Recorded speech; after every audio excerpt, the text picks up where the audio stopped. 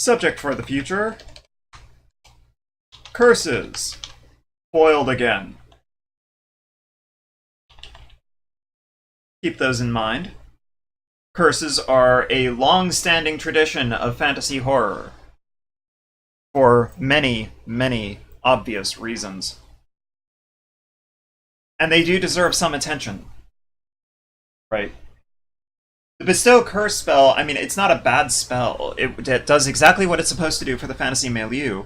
It does not exactly carry the horror theme of a horror curse. Undead. Because there's always undead. It is always... In some cases, the undead creature is no longer the original person. Want to make that one clear. Sorry, you know, your zombie boyfriend is not your real boyfriend unless you started dating him after he was a zombie. In which case, I get pictures. I mean, that's terrible.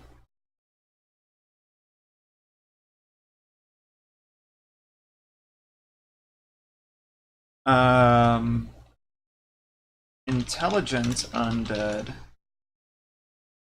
Well, here. Undead are always, in some ways, predatory. Going to make a note here. Ancient dead, not directly predatory, but environment. This doesn't make any sense to most of the viewers. This is Van Richten's Guide to the Ancient Dead is my absolute favorite of the Van Richten's Guide. Also probably the crunchiest. But it also, the Ancient Dead was basically what they did with mummies. And I mean, they used the very same concepts and came up with a completely different, like, did the same things even, but it was such a different creature and a very interesting one. And one of the things about the Ancient Dead, I guess we can break it off since we're talking about it now, is Ancient Dead are not fueled by the negative energy plane, but by the positive energy plane. Let's just go with positive plane so we don't have a pagination problem. Or not a pagination paragraphing problem. Dead into being because of high emotional input on a preserved body. There was actually a in-setting explanation for this, that because they were being fueled by the positive energy plane, if the body wasn't preserved, all of that positive energy would cause all of the, Oh! Hello, Simeon! How are things?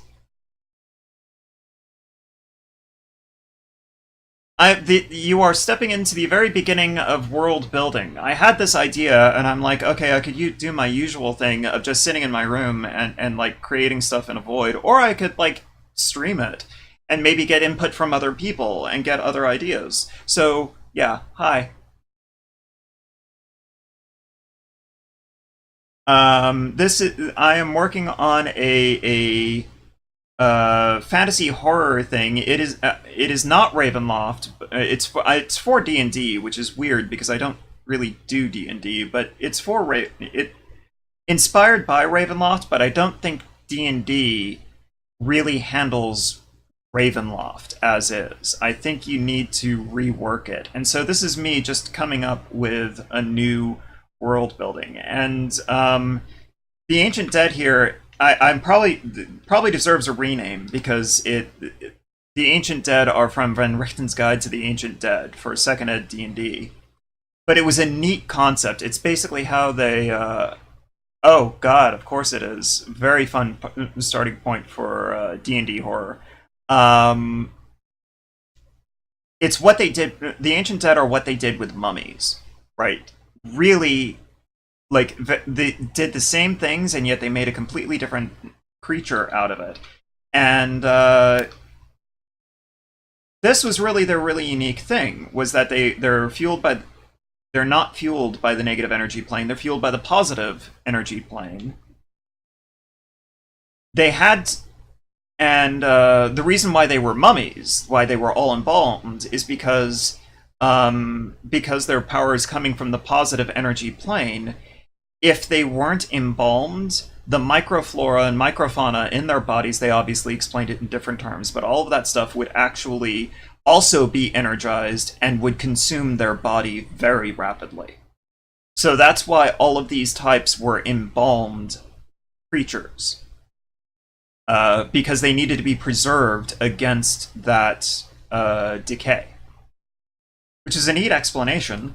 But they are also fueled by, because they come from the positive energy plane. They have to have they have to be embalmed and filled with emotional energy.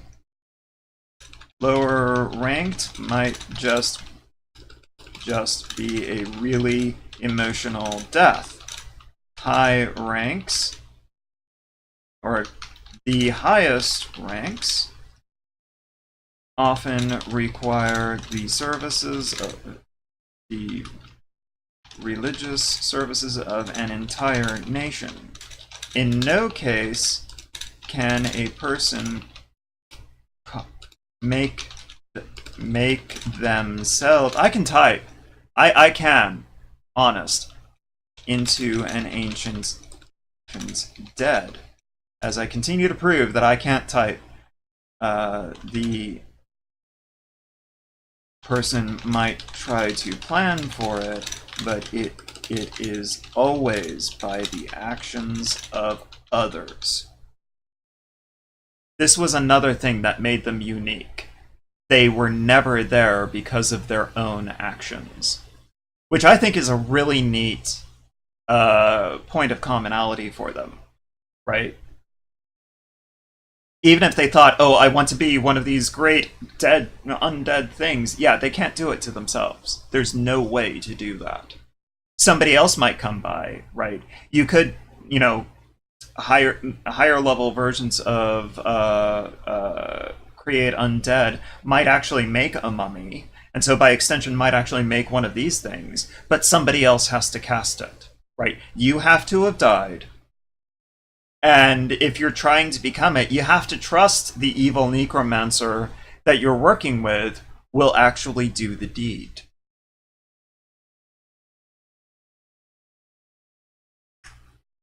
This was kind of me going down a garden path, though. I was talking about something and then couldn't stop. That happens to me a lot. I'm sure you've noticed.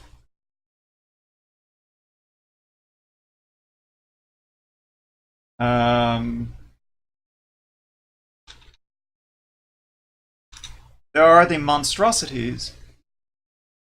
Yeah, it's easy to go down the garden path and just, forget how to get out.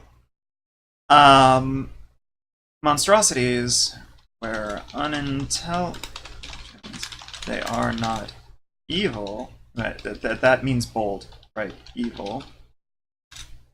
But that's still bold, isn't it? Yes, it is. All right. Yeah. But they are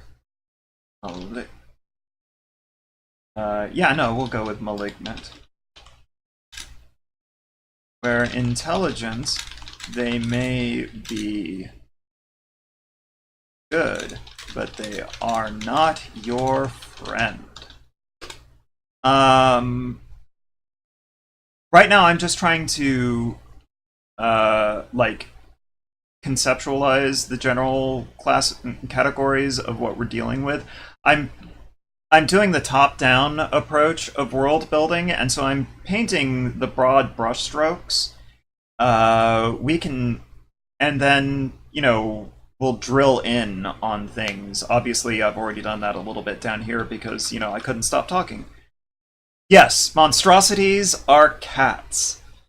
That is absolutely true. Cats are, in fact, a monstrosity. They are not beasts, they are monstrosities.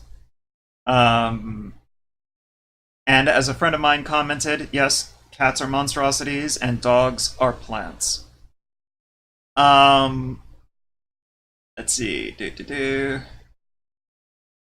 I did have a neat idea earlier. You know, we have like legendary monsters that are the big bad things that I've identified as having committed a voluntary act taken to harm others for no benefit other than to gain the power of it. Right? Murder for no benefit or profit, something along those lines. And it triggers the growth into something that could still be human, but is empowered, it is evil, and it is a cancer on the world that the world will actively fight. Note that the world is not very discriminate about how it is fighting them. Like our own immune systems, it tends to inflict a few collateral casualties. And in fact, the horrors that will rise up from the sea might not even know what they are aiming for. They just know it's out there, right? So you get all of these. So, you know, your big signal that there's something really bad going on is that there's more bad stuff going on, and it can't, and it's just sort of randomly swiping at you. By the way, Sim, I actually, did you stream today? I did not know. I'm giving you that D&D bug. Yeah, you know, that you are describing what has happened to me. Right. I was watching, in fact,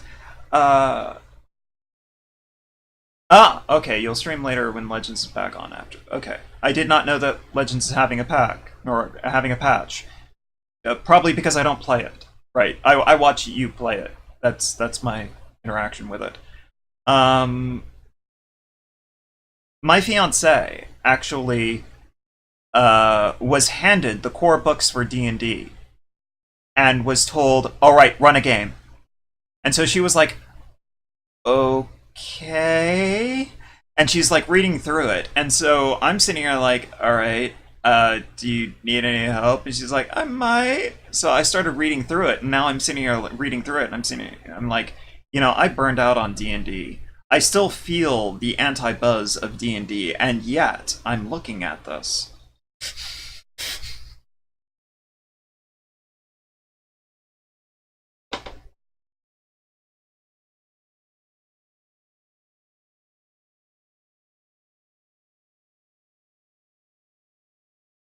Yeah, it is kind of a siren call. Something to realize is that I have played more editions of D&D than have been numbered. I stopped playing at 3.5, right? And I had been playing D&D since I was 4 years old. I'm not going to say exactly the length of time that encompassed, but it was quite a time. And eventually, the weaknesses of the system just started offending me enough that I couldn't play it anymore. And I'm not saying that D&D is a bad system when I say that. Every system has weaknesses. Every system has problems. It's just I played it so much that I couldn't take it anymore.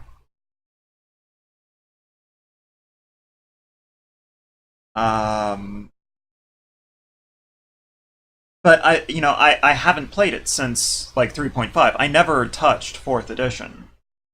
Yeah, you skipped 3rd and 4th. I skipped 4th, and I haven't played 5th yet.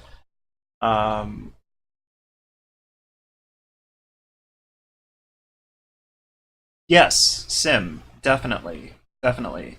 I am much more of a Savage Worlds person than I am a D&D person.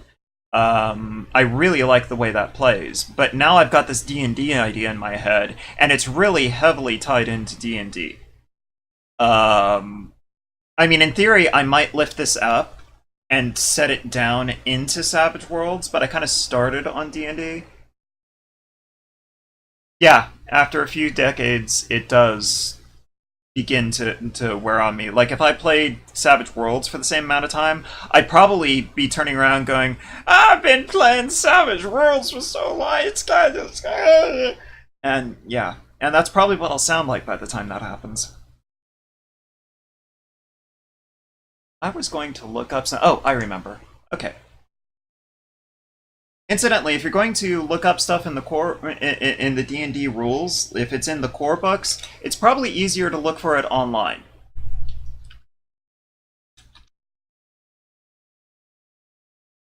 Since we're dealing with creature types, let's drop the list of creature types. Humanoids will be humanoids. Boys will be boys, girls will be girls, humanoids will be humanoids. We've already kind of done stuff with aberrations, right? With I'm not certain that this is what we're just going to classify all aberrations as horrors, but that's kind of the direction we're going. We've covered stuff about these happy-go-lucky fellows. That is a blast from the past, isn't it, Imagination Studio? The old first and second edition Waterdeep, Forgotten Realms. I understand they still have Xanthar. The mafioso beholder. Okay, it is Dungeons and Dragons. We must address dragons, because it's in the name. Ravenloft did not have dragons. So I at least have a leg to stand on if I want to say there are no actual literal dragons. I don't have so much of a problem with, the usual run of not really dragons, right? The wyverns, the drakes, all of those.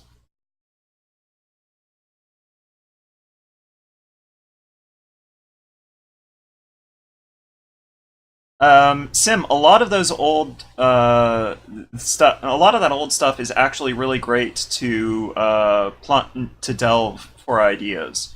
The Van Richten's guides to monsters are great resources for how to screw with a monster concept and develop it into something completely like the same kind of thing, but a completely new perspective or a completely new role.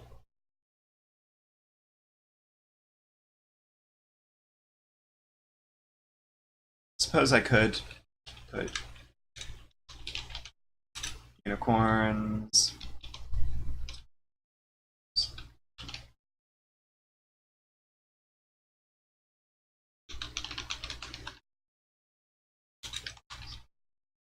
I'm actually going to put a note here because I'm dropping all of those weird names. Might prefer the older as to the current ones for novelty. Which is a funny turn of phrase, going for the older myths for novelty. But a lot of those old legends are great, right? I'm an unemployed librarian, so research is a big thing, and you find some great stuff in older versions of legends. The old unicorns, yeah, you could try to plop a virgin down in front of them if you didn't like that virgin. That virgin would die. Unicorns were frightening, horrifying creatures whose principal feature, whose most definite feature, was that they could not be tamed by any means. The entire idea that unicorns were the protectors of purity and innocence actually came up with a stand-up comedy act, right? The minstrels would go around, and a lot of them were stand-up comics, and they told this joke that taming a unicorn is actually easy. If you want to tame a unicorn, you just need a virgin woman. If you're going to tame one mythic beast, all you need is another.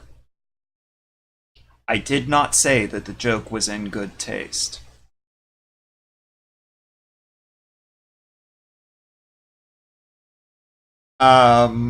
And yes, that led to the idea that unicorns were the protectors of innocence and the guardians of virtue and all of that. It came from that one stand-up comedy joke.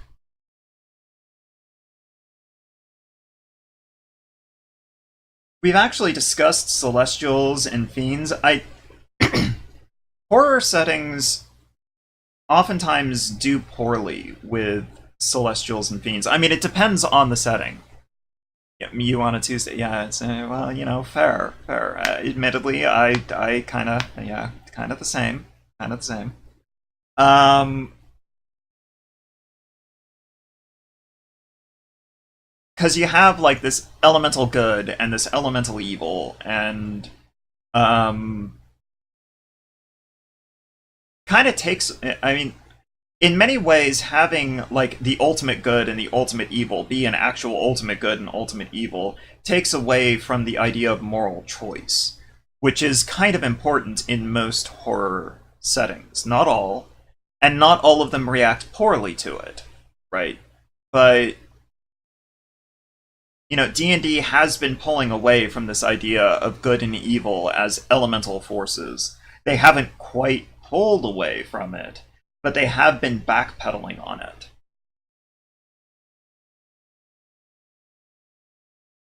Hello, Six Souls. Glad to have you. Dragon Age, I am not that familiar with Dragon Age, but I do know The Witcher pretty well. Um, and The Witcher is awesome, right? I've actually taken a couple of ideas from Salt and Sanctuary and Dragon's Dogma, which is funny because I'm taking ideas from Dragon's Dogma and I'm sitting here pondering, do we really need actual dragons? But yeah, I do love the fact that, the protection from good and evil spell is specifically protection from celestials and fiends, and not protection from people who are just really, really naughty. Right.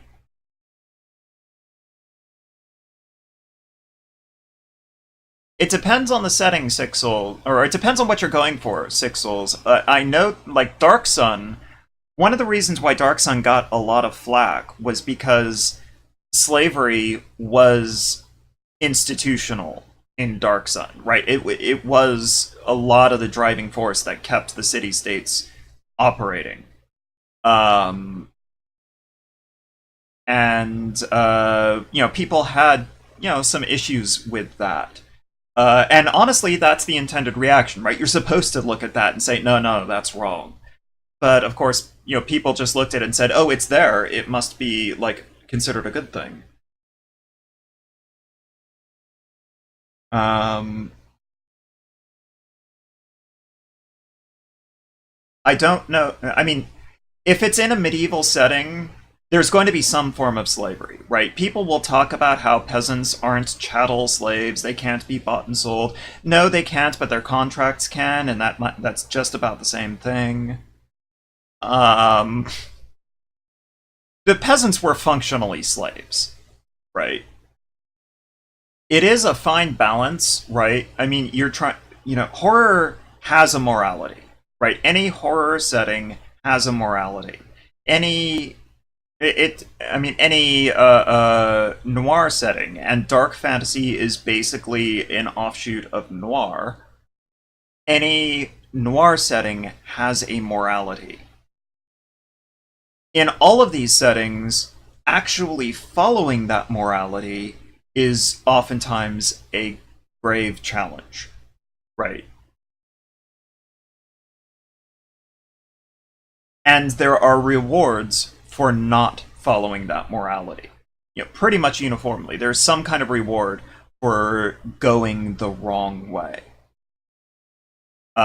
Generally, it will bite you on the posterior end at some point or another. But it's more of a long-term problem. And in the short term, things all look wine and roses. So, and in a setting that is particularly oppressive, where the society is oppressive, oppression will happen in some form. By definition, if it's oppressive, it will be oppressing. Yes, and I'm great at talking too. Um, but trying to draw the line of, or trying to make certain that it's written in, or that it's at least apparent that no, we're not saying that this is the good thing, right?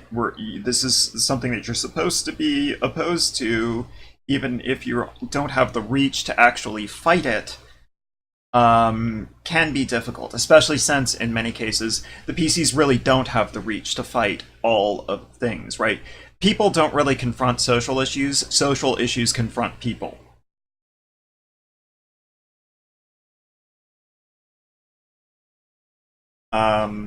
It's really how one of the major distinctions that I draw between superheroes and like superhumans in a pulp genre.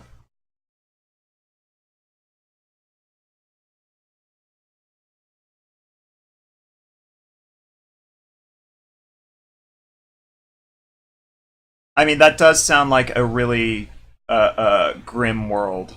Six Souls. It does. Um, but I'm sorry. Returning to statements. In the superhero genre, like Superman confronts a social issue.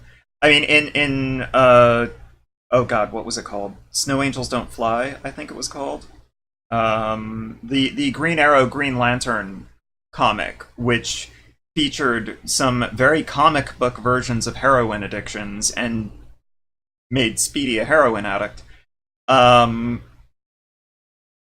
those heroes confronted the social issue, right? The pulp superhero doesn't confront the social issue. The social issue confronts them and looms over their head, right? And that's kind of the position that most of the heroes in these settings will be in, is that, there are horrible things happening. We can fight some of them, but can we really fight the institution? Maybe at some point they can. But you know what? At first level, no. No. When they're just the new sellswords on the street trying to like make a living. No, they're not going to be challenging any social issues. The social issue is presently eating away at their wallets and emptying their stomachs.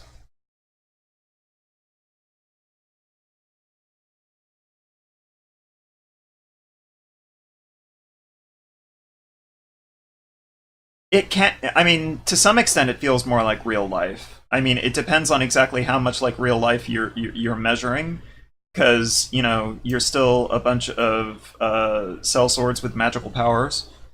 Um,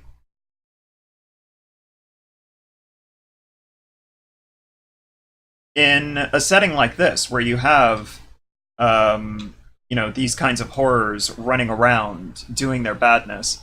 Yeah, aside from the genre elements, exactly. Where you have horrors like this running around, um, oftentimes you'll find yourself attacking those obvious threats, right? The zombies rising up from the ground, the aboleths rising from the deep, the horrible monstrosity, the cockatrices, and the all of that from the untamed wilderness that's out there constantly trying to kill you. Um, and then suddenly maybe you trip over it, or you run into it, or maybe you walk past it and don't even immediately realize that in the city walls, with no monsters anywhere in sight, there are still horrible things happening. Right. And those horrible things aren't the kinds of things that you can just, walk up, kill, and take their stuff. In fact, walking up, killing them, and taking their stuff might very well be the problem that they are facing. I am thinking about retasking the Celestials and the Fiends. I'm not liking the elemental evil and elemental good concept. I don't mind the idea of like some kind of divinity. I'm probably gonna pull away to some extent. You're not gonna have like the classic D&D divinity. It'll be like it might be a philosophy, or it might be or whatever. There's going to be a cleric class or something equivalent, because it's fantasy horror. There's going to be some kind of person to fill that role. But I don't expect that like deities are going to have a lot of presence. But celestials might be agents of higher powers and of any alignment.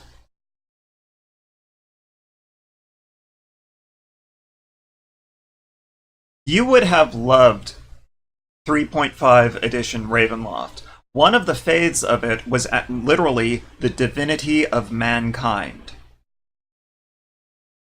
Spiritual humanism as a D&D cleric. It was awesome.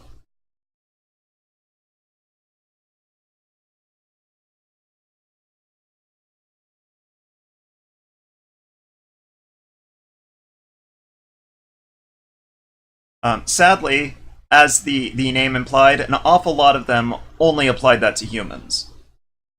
But that's not to say that you have to, right? I mean, it's a philosophy. You can embrace the philosophy in a different perspective. I just get a notification of something. Oh, thank you for the follow, Six Souls.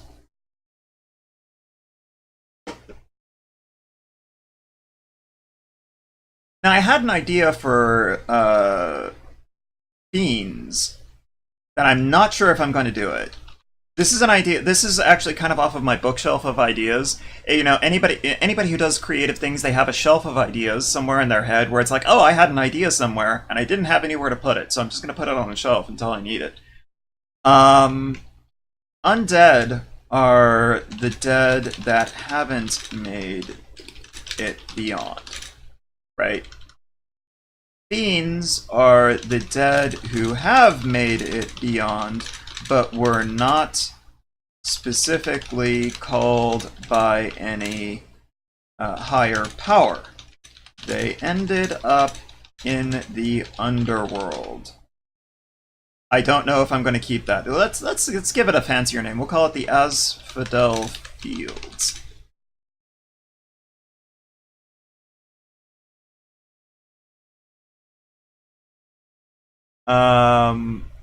Using Roll20 to make the game clear helps make sure.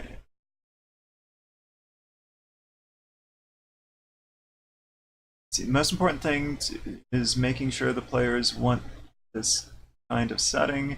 Using Roll20 and making the game clear helps make sure my players want this kind of game. Yes, yes. Session 0, as it is often called, is probably one of the most important things that you can do. Having that first session where you're not intending to go out gaming, you're intending to, I mean, you might be making characters, right? It might be a character building, but more importantly, it's setting down, all right, what kind of a game am I running? What kind of a game are you guys wanting? How are we going to do things? Putting that down there. And yes, as Simeon just now says, check in with your players, make sure that they are doing okay. I actually probably should be doing that with my Faith campaign. I run a game Tuesday evenings, and I probably need to do that check-in just to make sure that people are happy with the way things are going. Killer sense of humor. I am writing. I'm doing the broad brushstrokes, the starting stuff for a hi gag. For a dark fantasy setting akin to Ravenloft, but I'm not trying to recreate Ravenloft. Although I already have actually pulled in a few ideas from Ravenloft. Ravenloft is kind of the basis, but I'm trying to pull it out. I don't think 5th Ed can properly handle Ravenloft. And after a discussion with a friend of mine who's also a streamer, his name is Matty Morgs, I will drop a link, actually. Matty, yeah, there he is. I thought to myself, okay, so how would you do this in 5th Ed D&D? Like, what kind of fantasy horror could you get in D&D? And now this is kind of an experiment, right? And I thought to myself, okay, I could just do my usual thing of hiding in my room and doing the experiment, or I could, like, share it with others and get input from others. So here I am. And howdy, Gagnor. How are you doing? So, incidentally, these asphodel fields actually comes from... Oh. Bon appetit, Sim. The asphodel fields idea actually comes from classical mythology. The dead in the underworld, where Hades presides, actually ate asphodel flowers. That was the food to... Oh, you already subbed. Well, the others, Simeon, Gagnor, Sixels, anybody else, can also...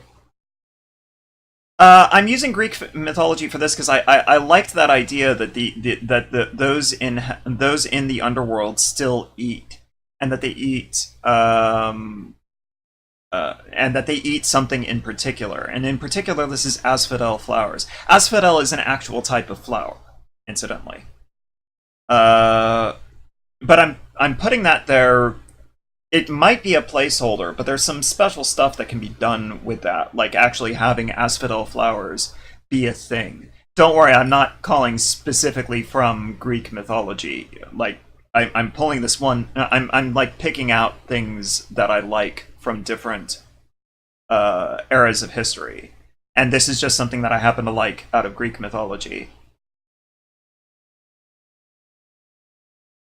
But anyway, fiends are the dead who've made it to the beyond, but were not specifically called by any higher power. They ended up in the asphodel fields after eating enough asphodel. They stopped having any connection to their mortal selves and became something entirely other.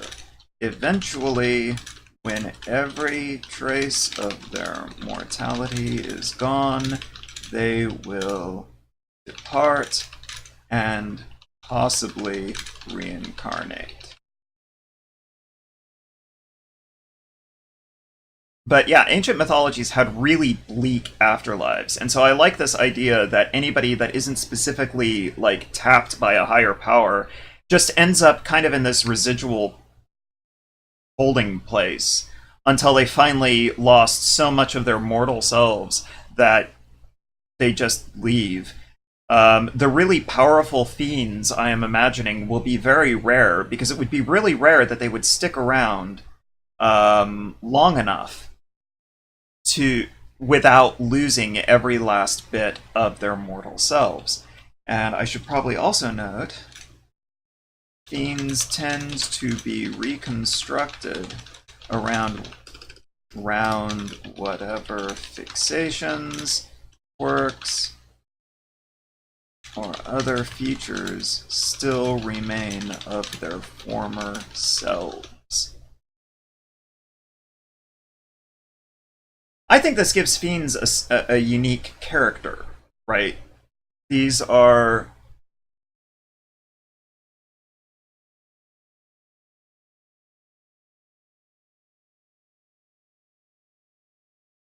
these aren't like the fiends aren't by definition evil. They might be fundamentally good, right? But they're unnatural. They are almost by their nature hopelessly fixated on things.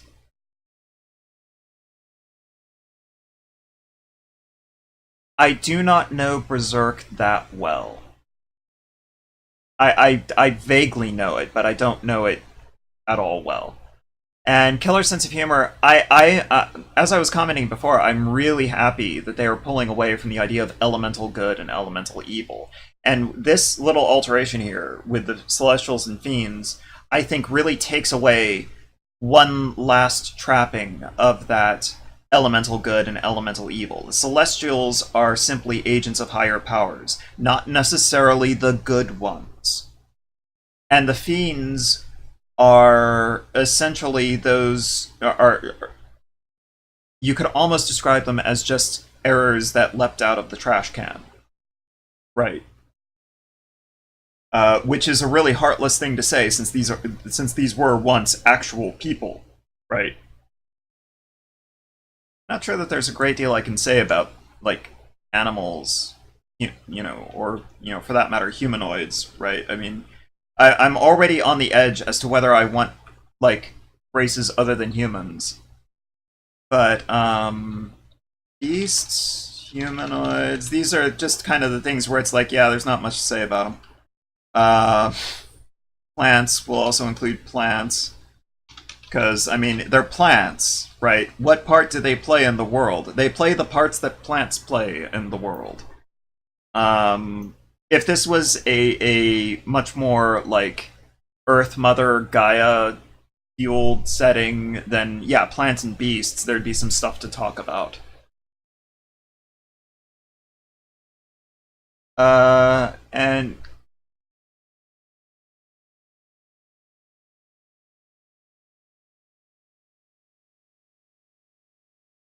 well, Killer Sense of Humor, I think Maddie does the boxes in part just as community involvement, right? Bringing the community in.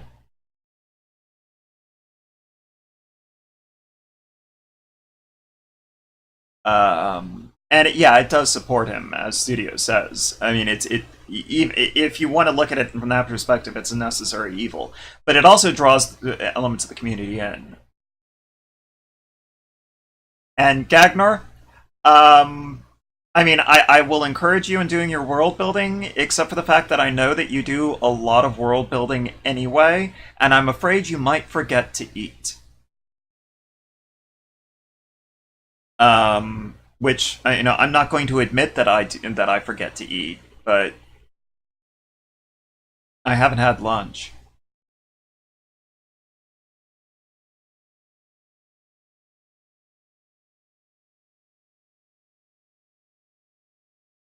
You know, Opal Dragon, the Surgeon General has made a statement that eating is the best cure for starvation.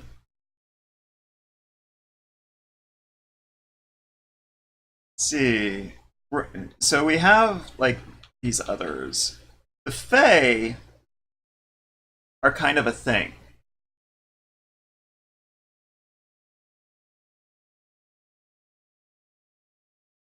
I mean, you really want to have Fae in these kinds of settings. Because, if you've ever read those old Grimm's fairy tales, they weren't nice. Right? The Fae were not pleasant creatures that would grant wishes. They might grant wishes. You'd probably prefer that they not. Um,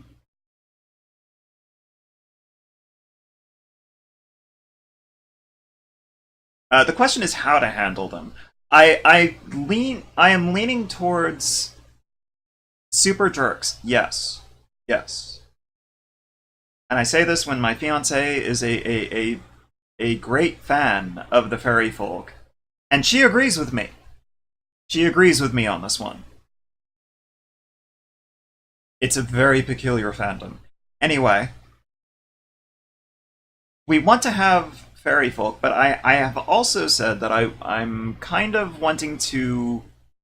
I am leaning towards actually having this be a human only world, at least for PCs.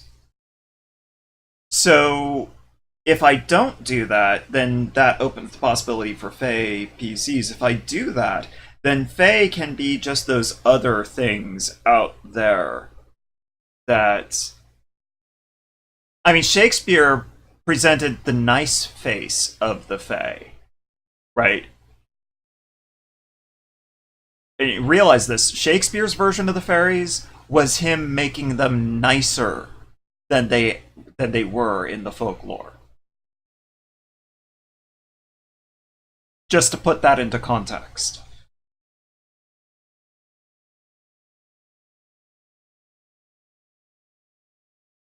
If we shadows have offended, think but this and all is meant. Okay, no, I'm not reciting Shakespeare right now. Um,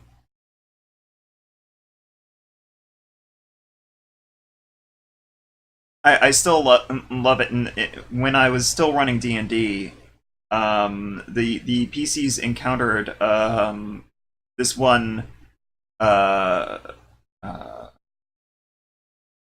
word. I'm looking for a word. This one she, right? I didn't actually use that name, but that's basically what I was pulling from. Um, yeah, Tinkerbell did ruin everything. Um, Tinkerbell ruined a whole section of the internet that I will not be referencing here. Uh, and you know they were interacting with this person. He was a very fine, proper person. He was respectful and all of that. I mean, he's just really striking them with a good sense. And at one point he commented, "Oh yes, I collect people." And they kind of pause and they're like, well, I mean, he's kind of a noble. I guess he wants to have peasants and doing all of that. And then later they are actually in his they made their way into his home because they various reasons, and they ran across his collection, which was a series of jars on the wall with reduced humans and demi-humans in them. When he said he collected humans, he collected them as collectibles and dressed them himself. And that's the kind of stuff that Fae in the mythology would do. So I definitely want to have Fae because they if you're going to have fantasy horror, these are needed. Gonna want things done with them, like some, they're kind of a question mark right now because there's a lot of ways to go with them.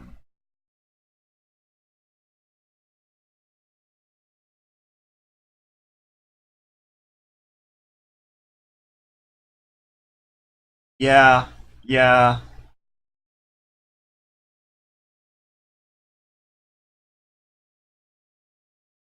Harpies and sirens. I do actually like the harpy. It's always funny to me because I read or I'm a librarian, so I research a lot of like basically whatever's interesting me at the time. I will reflexively just start researching it. Um,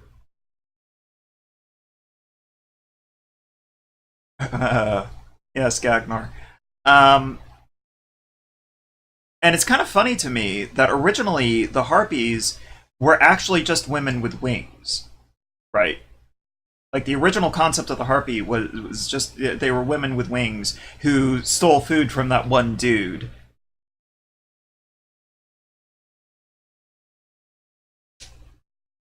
Tooth Fairy didn't leave money back in the day. Yeah, well, no, the your kids were paying a tax. Um,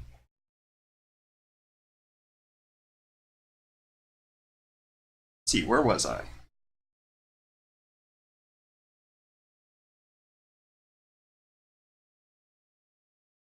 Now, I'm not saying that when I talk, incidentally, when I talk about like older mythologies and how the mythology has changed, I'm not saying necessarily that the older mythology is better.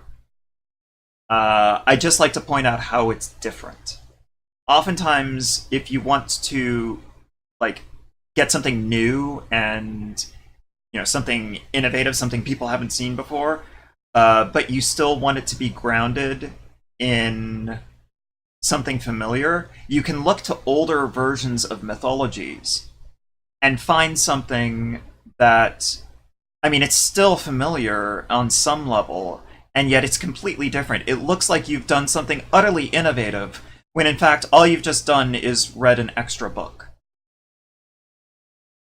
And, when you're world building, just in case people are thinking this, when you're world building, anything you can do to save mental energy is good.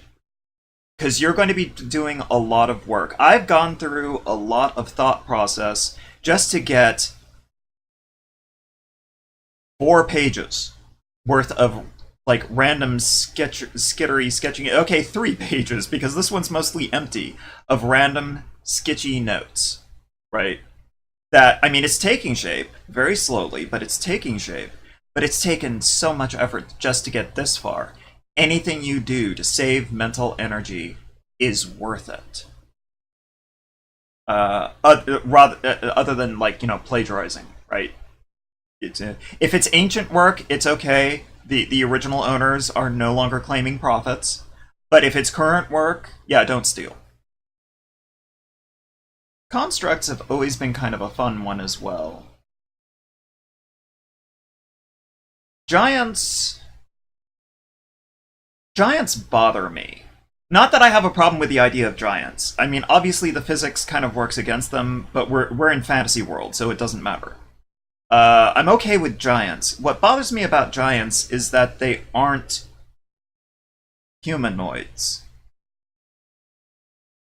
Right? So if you're like 8 feet or shorter, you're a humanoid, but if you're 9 feet or taller, you're a giant. Is that how it works? I mean, I'm trying to work this out. Actually, I just had a thought. I don't, like I say, I don't know if the horrors of the deep are going to be. I mean, yeah, vampire isn't humanoid but looks like one, but a vampire also isn't alive, right? I just don't know what line divides humanoids from giants. Right, there's a clear line that divides humanoids from undead, and that's like, life. It's just a weird line to draw, right? I don't understand why the line is there. I mean, Gagnar, yeah, giants as forces of nature might work, and they are portrayed to some extent in that way, so that might work, right? How are Jinn classified? They are considered elementals. Okay. Kind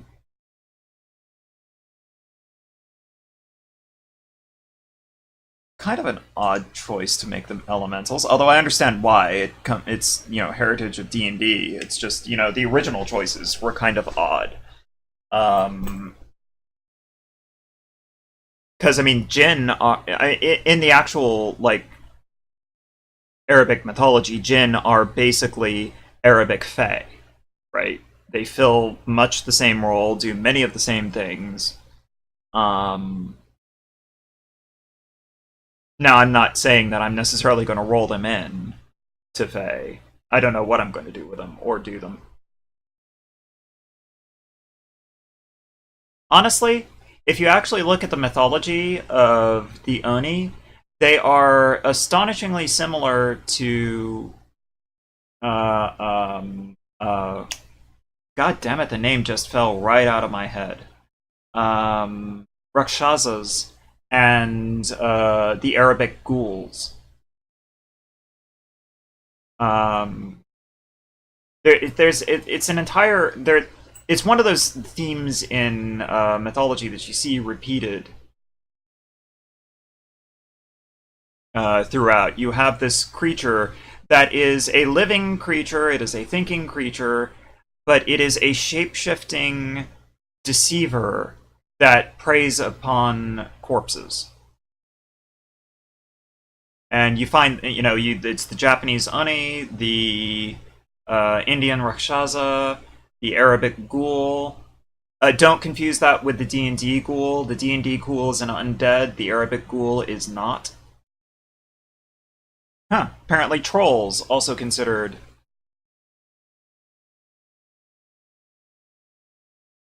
I mean, I'm trying to determine what to do with them. Because, like, in classic D, or like in the core rules for D&D, a lot of the stuff is written very generically, right? Which not faulting them on that. It is a generic rule set. It needs to be written generically, right? You don't have, like, if you're playing a cleric, they can't just say, oh, you're a cleric to this faith, because that faith might not exist in the world. So they have the domains to be like, okay, if you're playing this kind of a cleric, you have these kinds of abilities, right? For this, when I actually start writing cleric types, I'm not going to have domains. I'm going to have specific faiths. But having, like, I have these types, and I want to, and there are things that I'm going to be doing with them. Obviously, a few of them are just kind of going to remain generic. But I want to see if there's something that I can do with these things. I'm not sure if I'm going to be able to do anything with oozes. I might not be able to do anything with any of these, right? But I want to see if I can. Because, like, aberrations are kind of... I mean, I'm definitely leaning towards aberrations actually being just a category that has a specific role in the setting. Celestials and fiends generally have specific roles. Mine are just different. What else can I work with?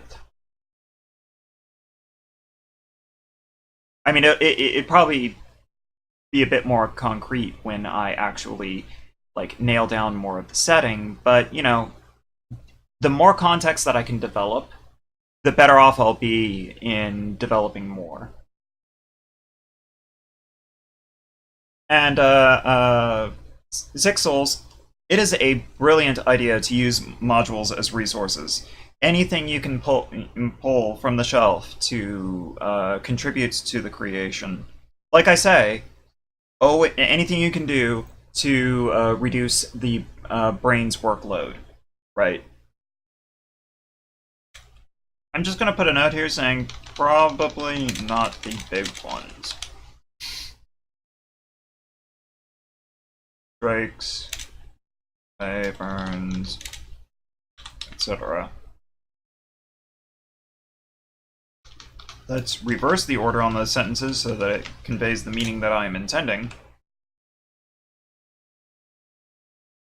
So, I think we have about as much as we can get on monsters at this point, now that we're just doing broad brushstrokes. We've got, like, big horrible bads. I still haven't come up with a name for the big bads. Right? It's just a general category. It's not a specific creature type. It's what happens when somebody decides that they want to be extra evil and actually take the steps to do that extra evil and gain power from it and become basically legendary monsters. And yeah, okay, I could just use legendary monster, but I want to have something snazzy to call them, even if it's just out of, like, just a game term for them. I can't think of it. So, this is where we hit something of a crossroads. We have enough... Yeah, a game term for extra evil villains, absolutely. It's important to have game terms for these things, right? Ravenloft had called them Dark Lords, which made perfect sense since they were actually, like, the centers of their domains. But they're not really that here. Plus, I don't want to just call them Dark Lords, because then people would really think that I'm just trying to recreate Ravenloft.